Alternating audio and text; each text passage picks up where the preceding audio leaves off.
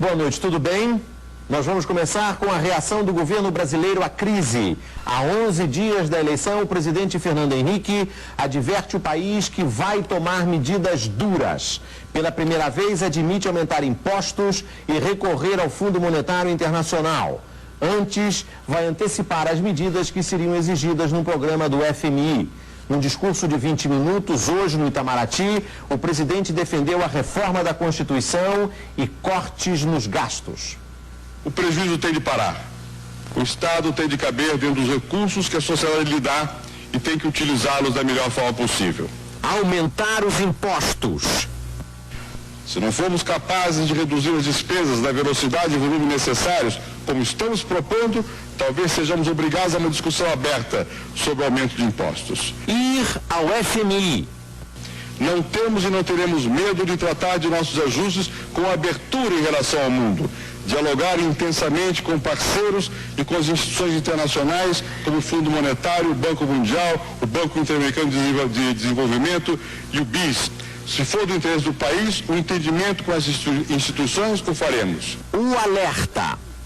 E é meu dever apresentar ao povo brasileiro uma visão sobre o que precisa ser feito. Há uma condição fundamental para qualquer plano de governo, para qualquer candidato que vença as eleições, se de fato quisermos afastar as sombras sobre o nosso futuro. Por que o presidente Fernando Henrique decidiu fazer esse discurso pouco antes da eleição? Eu vou começar agora com a repórter Maíla de Martino, em Brasília. Boa noite, Maíla. Maíla, esse discurso tem a ver alguma coisa com a última oscilação nas pesquisas? Bom, segundo o presidente, faz 18 dias, desde o auge da crise, que ele e o ministro da Fazenda, Pedro Malan, decidiram sobre a necessidade de avisar a população de que medidas duras virão. Mas o presidente disse ter ficado com medo de que anunciar dias piores no meio da turbulência econômica só deixasse o mercado ainda mais nervoso. Essa semana, o presidente avaliou que a situação está mais calma e, por isso, decidiu fazer o discurso que foi escrito pelo ministro da Fazenda, Pedro Malan. E esse discurso tem alguma coisa a ver com a viagem do ministro Malan a Washington já a partir do fim de semana?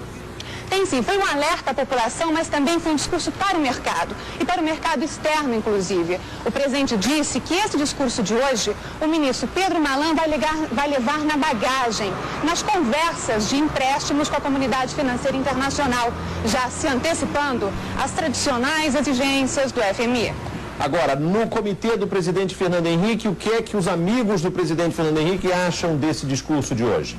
Bom, os pesquisadores avaliaram que o impacto de anunciar medidas duras nas vésperas da eleição não vai ser nenhum entre a massa do eleitorado.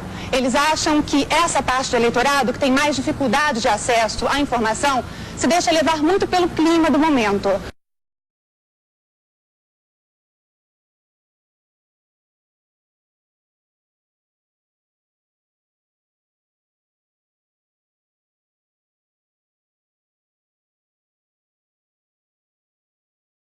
Eles acham que essa parte do eleitorado, que tem mais dificuldade de acesso à informação, se deixa levar muito pelo clima do momento. Segundo os amigos e colaboradores do presidente, os ventos estão a favor de Fernando Henrique. Paulo Henrique. Obrigado, Maíla. Uma boa noite.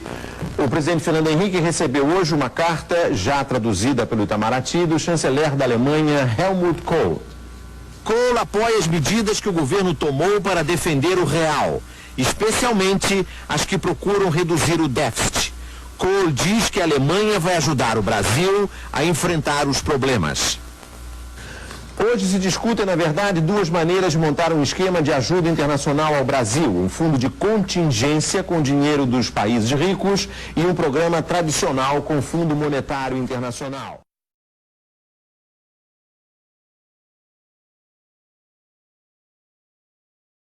Depois da sua passagem pelo Ministério da Fazenda, que o senhor tomou aquela série de medidas sobre as quais nós já conversamos, o senhor culpa o presidente Fernando Henrique de não ter dado continuidade à política que o senhor implantou no Ministério da Fazenda naquela época. O senhor acha que o ex-presidente Fernando Henrique também vendeu o país para se reeleger presidente da República? Sem nenhuma dúvida, sem nenhuma dúvida. Ele vendeu tudo, o país é a alma e tudo mais. Então eles simplesmente largaram mão de toda a agenda que faria estrategicamente o real ser definitivo, como acabou se transformando depois, e passaram a fazer o quê? 2 movimentos. Explodir a dívida pública. O Brasil tinha levado 500 anos até a posse do Fernando Henrique para fazer uma dívida pública equivalente a 36% de um ano de produção, o chamado PIB. Em 8 anos, e essa dívida foi feita para fazer Petrobras, Eletrobras, Vale do Rio Doce, Estrada, etc, etc. O Fernando Henrique, em apenas 8 anos, explodiu essa dívida para 72% do PIB. Dobrou a dívida. E o outro movimento, né, fez uma explosão da dívida sem fazer nenhuma coisa estratégica, ao contrário, vendeu o Vale do Rio Doce, vendeu, enfim, o diabo do país, vendeu Telebrás, vendeu Eletrobras, pelo menos distribuição, e um movimento de explosão da carga tributária.